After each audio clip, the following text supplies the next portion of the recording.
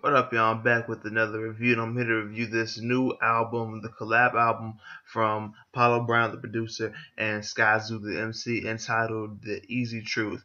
Apollo Brown, man, Mellow Music Group, um, Ugly Heroes member with Red Pill and Verbal Kent. Ugly, that being one of my favorite projects of the year, Everything in Between by Ugly Heroes. And Skyzoo being one half of the Bell Brothers with Torre. Skyzoo dropped Music for My Friends last year. I'm not sure if Apollo had anything to do with that album, but I really like Music for My Friends. I reviewed it earlier this year, like the real early part of 2016. It was released back in the later part of 2015, and I think it was one of the best albums of 2015. I did not get to put it in one of my top of the month or top of the year or top of the quarter of the certain year that it dropped. But at the same time, let's go ahead and see. Did he have anything to do with this Apollo things I should have told my friends? Okay, he produced that one. All right. But anyway, let's go ahead and get right into this review. Stingy with the features, only a few on here, and some notable ones. Soapbox is just the intro into this album. Track number 2, One and the Same, uh, featuring Patty Crash. This is a song about Skyzoo growing up, saying that even though he may not grew up like everybody else, or no one might have grew up like he was, still one and the same. And he talks about his childhood, never being thrown in the back of a cop car, and focusing on school, trying to make his mama proud. Um, some real hardcore shit as far as the sound. It's really sad. It fits the fall vibe. It really does. Something you ride to down the street or through the woods too, and with this fall vibe, it really hits. Track number 3, Jordans and a Gold Chain. This is one of those songs that's making you feel like, kind of like how I felt on Music for My Friends. You realize once you get older, it's not all about the Jordans and the gold chain. I mean, they've been Jordans anyway, but still, Jordans and the gold chain. They tell you that's what you need to be not successful, to make feel like a star, right? That's not what you need at all. And sometimes being a star is overhyped. That's what he's trying to get across to you. Like the Jordans and the gold chain, what you have to do to get it, okay, but is it worth all the money that you are spending? What else could you what could you spend it on? It's kind of like luxury. Everything's for sale. See a Key featuring Jadakiss on Music for My Friends. Money makes us happy featuring Black Thought. Like my favorite track on that album probably. But if you liked Music for My Friends, you would love this project. It's darker, but it's still got you. It's still coming at you with that classic hip hop sound with some soulful samples. More examples would be tracks like a couple dollars featuring Joel Ortiz, like what you could do to make a situation or someone else's situation better if you just had a couple dollars. And see, Joel Ortiz was cool because I reviewed his project, That's Hip Hop, back earlier this year, and I wasn't the biggest fan of it. It was a cool project, but if he can rap more like this, I have to give him more of a shot because he's like my least favorite member of Slaughterhouse. Slaughterhouse being him, Joe Budden, Royce, and Crooked Eye. Now track number 5, Basket on the Draw, featuring Conway and man West Side Gun. I did not get to review West Side Gun's what was it? Fly God and the EP Fly God. There's God and there's Fly God, but still both pretty good projects. Uh, West Side just did it for me on here. If you get West Side on there versus any other hip hop guy like Skyzoo or Crooked, even Torre from Bell Brothers, with Skyzoo, which once again I'm disappointed I didn't see him on here, but that's still cool. I'm probably gonna go West Side. Track number 6, The Vibes. It was a cool song. It was a song well about the vibe, something for you to vibe to. The girl on there was cool.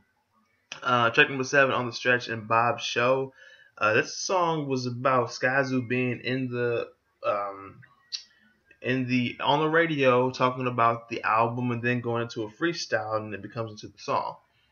Track number 8, Spoils to the Victor. This song reminds me of, what's that song off of Music for My Friends?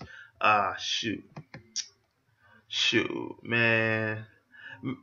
This album reminds me. Some of these songs remind me of music from my friends because of Skyzoo and because Apollo Brown. He produced a song, "Things I Should Have Told My Friends," on that album. But still, this song in particular, "Spoils to the Victor," it reminds me of just a few songs off of Music for My Friends. And Skyzoo, he's rapping about things that were on Music for My Friends on this album as well, just over different production. But it's not the same old story. This time it might be the same message or the same story, but told in a different way, a different story theme or scene in the story.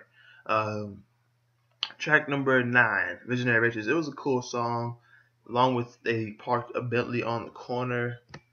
But the song I really want to talk about on this half of the album is "Innocent Ambition," one of my favorite tracks on here because talking about your innocence when you were younger, the ambition you had. Then you get older, you're like, okay, you don't really have that innocent ambition anymore. And if you still do, you might just be a kid at heart. But when you are a kid, and I just said heart, but when you're a kid, you have that innocent ambition. And just this beat is like shit. Track 13, "Care Packages." It kind of reminds me of a couple dollars. Like what you could do with a couple dollars, and you can make your someone's situations better. This care package is about, well, getting help. Track number 14, "Payout," featuring Stolly. Good to see Stolly on here, but he did put a verse out, and I've always liked Stolly. I didn't check out his project that he released this year, but I still like him as a rapper. He's okay to me, pretty okay actually. That song he did with Scarface was shit swanging. But yeah, "Payout" is a cool song to me because it's talking about the payout. It reminds me of "Spoils to the Victor." Like you keep going until the payout, and then the victor is like reaping in, and you kind of like not like jealousy or envy towards the victor, but still. And track number 15, "Nodding Off." This is Skyzoo telling you, at least you, he said something about if something doesn't go right, at least you still have Apollo producing and me rapping. You have this album to come back to. And when I come back to this album, I would come back to this album.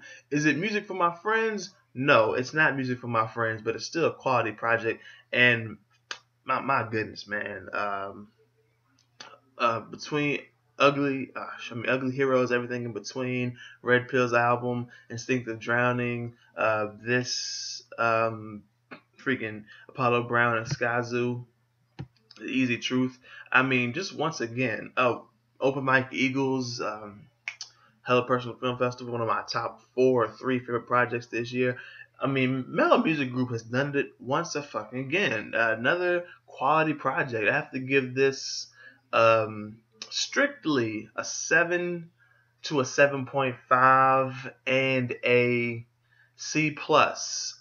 If you like horns, if you like pianos and some keys, if you like soulful samples infused into some hip hop beats, this is for you. If you like music for my friends, you'll like this. If you like everything in between but Ugly Heroes, then you'll like this because it's Apollo Brown producing. It does remind me of everything in between a little bit, but it more so reminds me of music for my friends. So if you like that, or you just like Skyzoo, this is for you. If you didn't even hear music from my friends or didn't even hear everything in between, but you like Apollo Brown, or if you like Skyzoo and you didn't hear music from my friends, just check this project out. You will like this.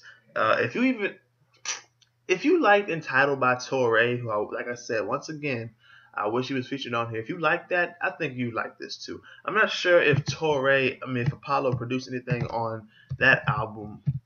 That's a top 15, top 10 projects for me this year.